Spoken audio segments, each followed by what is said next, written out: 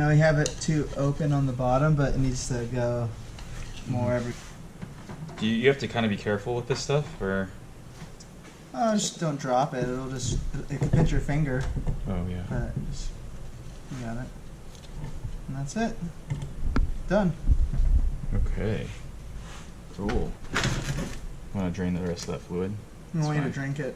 Drink it? It's a Yeah. Kool-Aid? Why is it blue? The previous shop chose a fluid that was blue in color.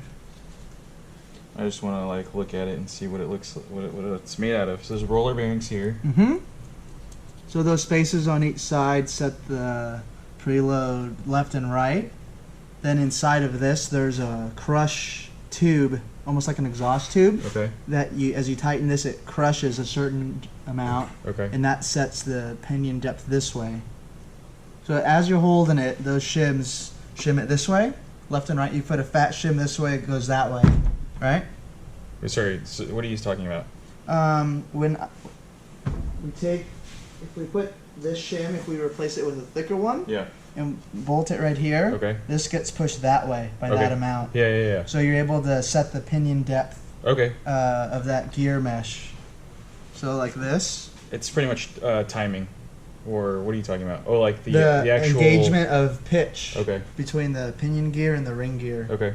And then that exhaust tube that gets crushed is setting the pinion depth this way. Okay. Yeah.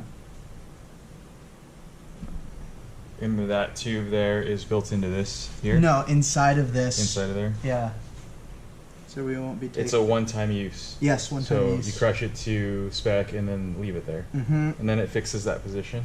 No, then you need to paint this with a special type of paint, usually yellow. Okay. And then you rotate everything, and you check the gear mesh on the accelerating side, Yeah. which is the front, and then the back side is the decelerating side. Mm. So you check that it's And kind of this is- centered and centered this way and centered with like it this down into the tooth. Okay.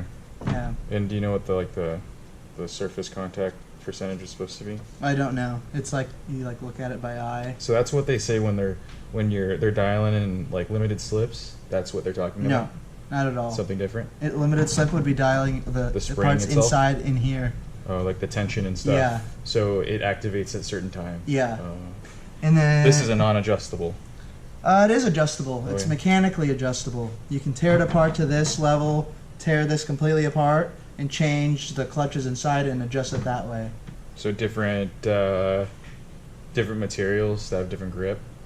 No, you can buy thicker clutches that would put more preload on the unit, which would get you more lockup. Oh, I see. Yeah. Okay.